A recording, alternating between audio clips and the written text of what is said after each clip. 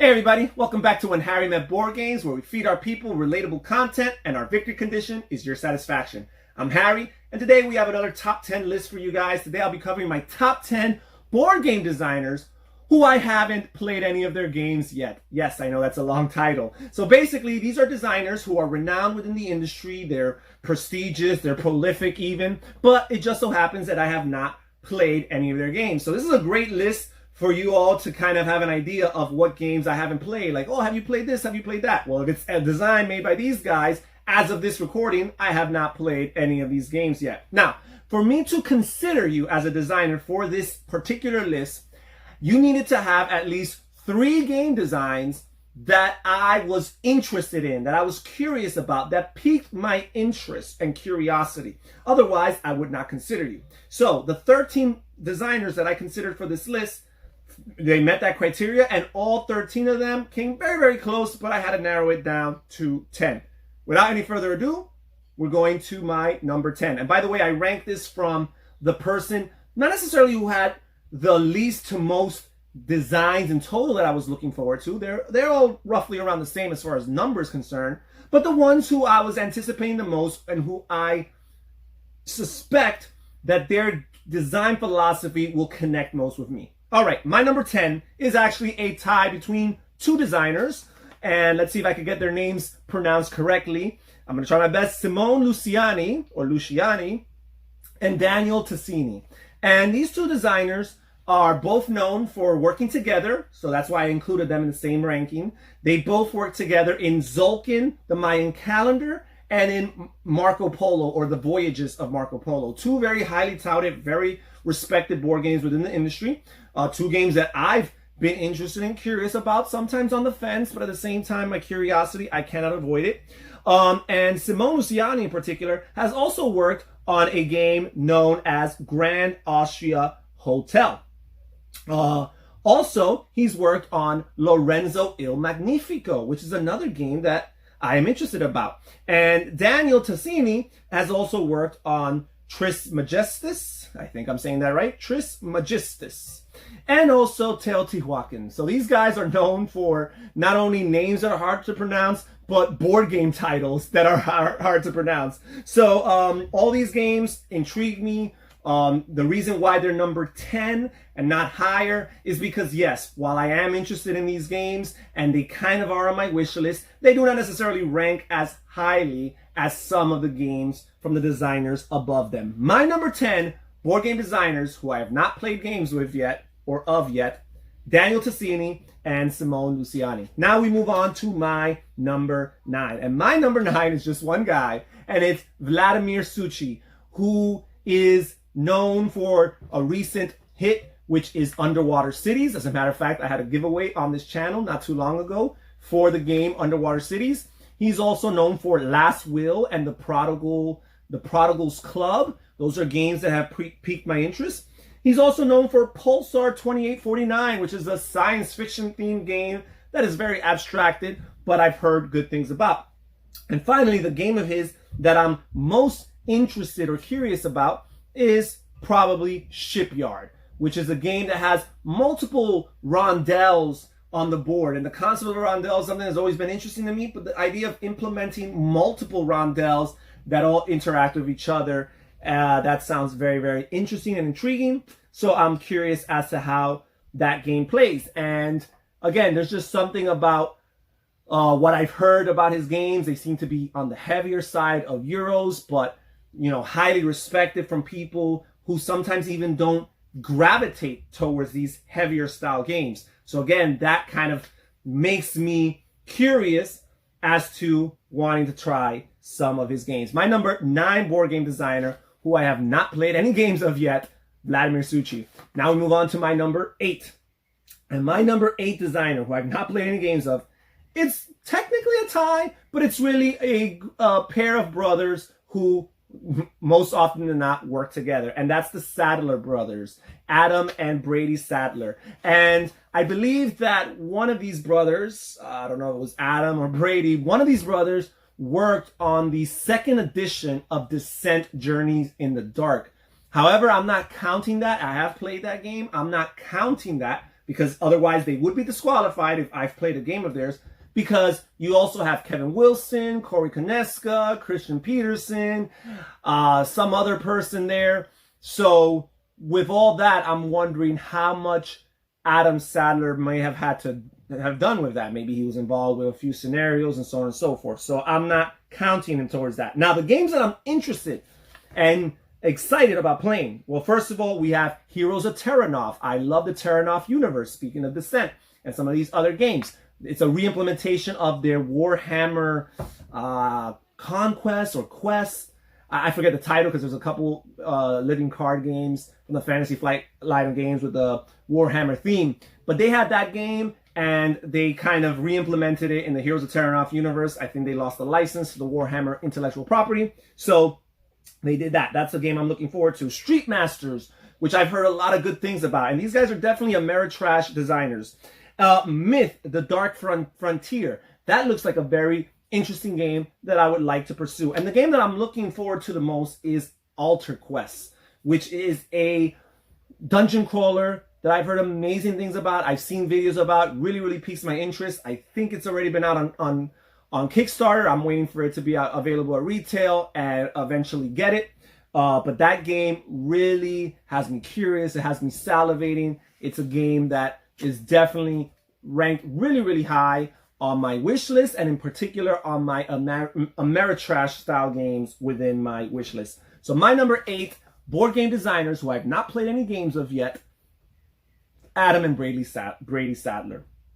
Now we move on to my number 7. And my number 7, another Ameritrash designer, and that's none other than Richard Launius. And again, some of these games that I'm interested in are games that I hope to play sometime actually in the near future. Others of these titles won't be played in the foreseeable future, but eventually I hope to get them to the table. So for Richard Launius, I am looking forward to getting Elder Sign to the table really, really soon. It's one of his many Cthulhu mythos style games. He has a lot of games within that universe, within that genre, within that intellectual property. He really, really likes that. That's kind of his shtick there. And Elder Sign is a game that I'm actually hoping to get to the table soon as a solo experience. He also has the Arkham Horror series. Well, basically he has Arkham Horror 2nd edition, which is no longer technically in print, but now he's got the recently printed Arkham Horror, the 3rd edition. And although it's a co-design with someone else, and I'm sure that the someone else, like the name escapes me right now, the other designer had a lot to do with probably the newer features within that system, and maybe Richard Launius was more of just a guidance, steering them in the right direction, keeping them in the spirit of the earlier iterations of that gaming system, Arkham Horror 2nd and 1st edition. But yeah, I'm absolutely interested in Arkham Horror 3rd edition. I've heard it's a shorter implementation of the game. I'm actually curious, perhaps, if you can try an Arkham Horror 2nd edition. Also, Batman Gotham City Siege. It's a small little Batman-themed game, 3-dimensional even. Looks interesting and intriguing to me, from IDW Games, I believe. So that's one of the games I'm anticipating for him. And also Defenders of the Realm, which is getting a brand new reprint. It's out of print right now. I think Defenders of the Last Stand might be in print, but I'm more interested in getting Defenders of the Last Realm, or Defenders of the Realm. That's the one that I'm really, really interested in. It's a great, nice reprint with even a campaign mode, I think I've read. So that's something that I'm very, very interested in, and that's why Richard Launius is my number 7 board game designer, who I've not played any games of yet. Then we go on to my number 6. And my number 6 is none other than Hisashi Hayashi. And Hisashi Hayashi is known for lots of games. Some of the games that I'm interested from Hisashi Hayashi include the Rolling the World series. I think he has Rolling Japan, Rolling America, and I think there's even one called Rolling the World. And it's a simple, light roll and write games, but I do enjoy roll and write games, and the idea of combining geography with them is intriguing to me. He also has Railways of Nippon, and Railways of Nippon is actually, I believe he works together with Glenn Drover and Martin Wallace, and this is kind of like within the series of the Railways of the World, except more specified within a Japanese setting. and Hisashi Hayashi was called upon to help with that. I'm not sure, but I'm counting him towards that design. Also, Trains, very popular, not as popular nowadays, but used to be more popular a few years ago. Deck building game that was, I think, one of the first deck building games that added like a board and something that you were actually doing other than just collecting cards and drafting cards and building your deck. So I think that's really cool. It's a popular game. I love deck building games. And then the games that I'm most anticipating for Hisashi Hayashi are Yokohama and Yokohama Duel, which is a 2-player only version of Yokohama. I've heard amazing things about Yokohama as I've seen it. It catches my interest. It looks a little bit, I guess, more abstracted than some other games of a similar style. However, I look at it and for whatever reason, it calls out to me and it's a game that I would like to play. And because of that, Hisashi Hayashi makes it to my number 6 board game designer who I've not played any games of yet. All right, now we move on to the top 5. And it was very easy for me to do my top 5. My number 6 through 13, that's where I really kind of had to wrestle with it and figure it out. I knew these guys were my top 5, and then within the top 5, I had to figure out who I liked the most. So my number 5, and now we're just jumping to another echelon of how much I want to play their games and how much I'm almost mad at myself that I haven't played any of their games yet.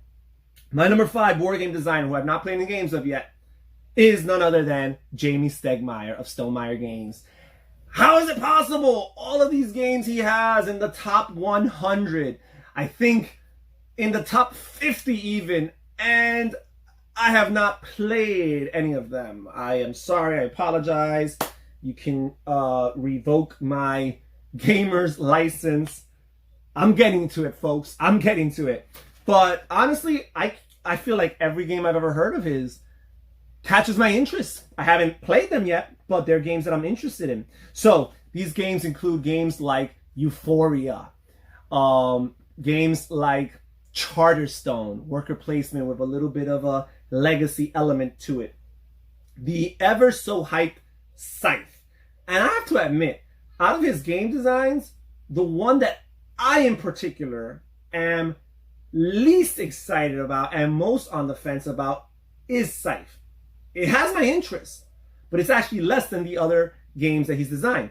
Then there's this new hotness, which is Tapestry, civilization-themed game with some good, clean Euro mechanisms from what I hear. I am highly intrigued, Through the Ages was a disappointment for me, Vladimir civilization-themed game.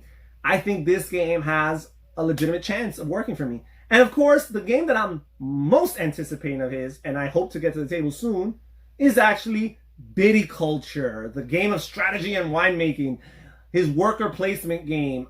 Oh man, I am so looking forward to that game. And in particular, I think it's going to be a hit with my wife, Lily. So that is a game I'm very excited about. That's why Jamey Stegmaier is my number 5 board game designer, who I have not played any games of. I'm not even sure. That doesn't even sound grammatically correct. You can't end a sentence with a preposition. Anyways, I haven't played any of their games. All right, so now we move on to my number 4 board game designer, who I've not played any of their games.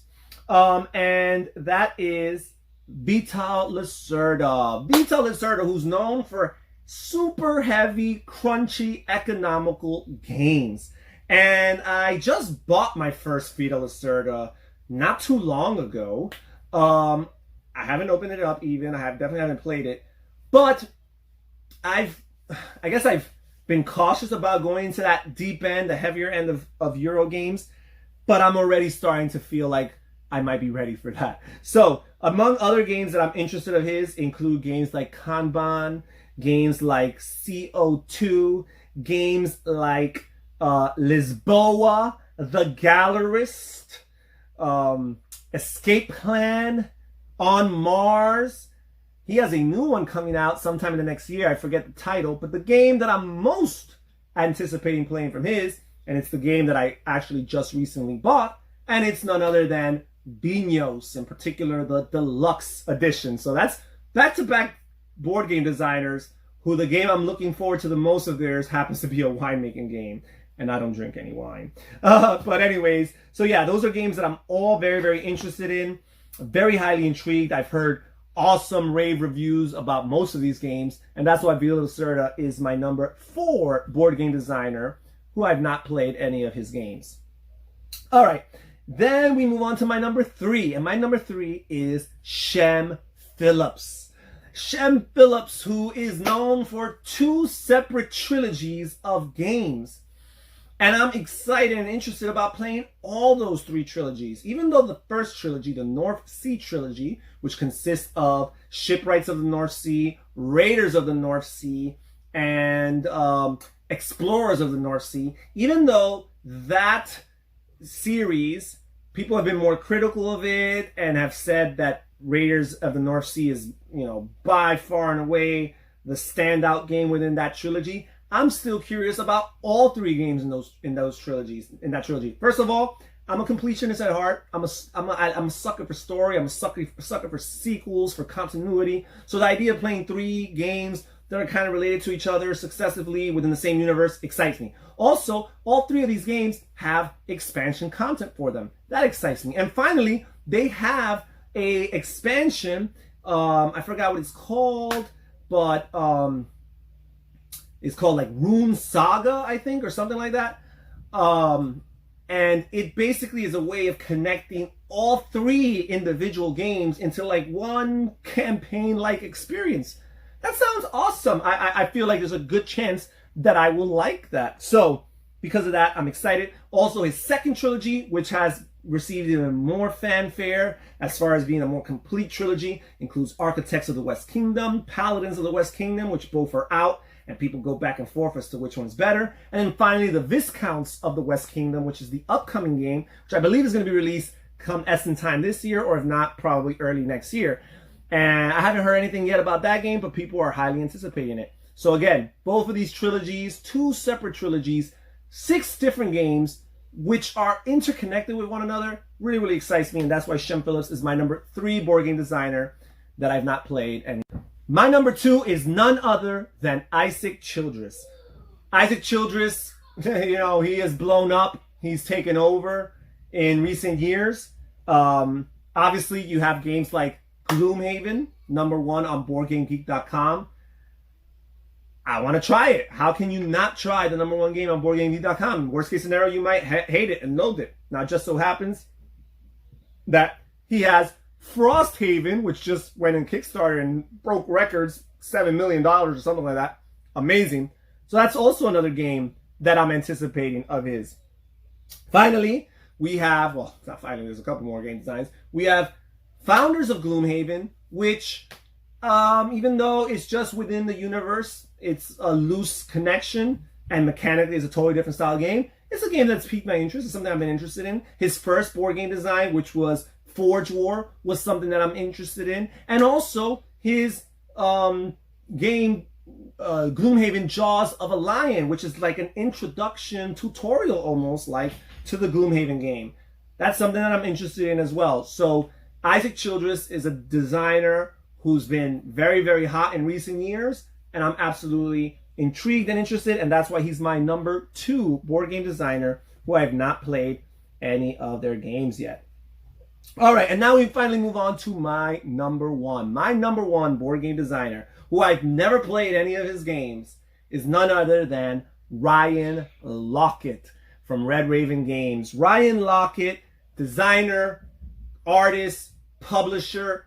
I mean, this guy does it all. And there's something about every time I hear about one of his games, there seems to be so story driven. The art seems to integrate well with the game and the theme and the mechanisms. And at the same time, from what I hear, mechanically speaking, they hold up, right? Because sometimes you get these games and they're very good at the theme and the story and all that stuff, but they're subpar mechanically speaking. And from what I've gathered, from what I've heard, it doesn't seem to be the case with Ryan Laukat. So the games that I'm interested in playing of his, I'm interested in playing 8-Minute Empire. That sounds like an intriguing game for me. Short game, area control, things that I gravitate towards. Also, we have Empires of the Void, which is his rendition of a 4X game, but in a condensed time frame. From what I hear, it's not too long of a game, so that piques my interest. We have Ancient World. We also have Above and Below. We have Islebound. And perhaps the game that I'm most interested in his, and I've heard really good things, and I believe it's one of his highest ranked games, probably his highest ranked game, and that's Near and Far. So again, all of these games, they pique my interest, they catch my attention, and I strongly suspect that I'm going to enjoy these games immensely. You know, so that is why he just rocketed to the top of the list as my #1 board game designer who I've not played any of their games. So that's it for today's top 10. Comment down below, which game designer are you most appalled by the fact that I have not tried one of their games? What board game designer within the industry have you not experimented or explored with? Is there a good reason for it? Maybe you just believe that this board game designer cannot design a game that would be down for you or up your alley, or for whatever other reason you just haven't tried one of their games. I'm curious to read in the comments down below and see what you guys have to say. Well, again, this is Harry from When Harry Met Board Games saying take care, everybody. Thank you for joining. Stay safe, stay healthy, and have fun gaming. Bye-bye.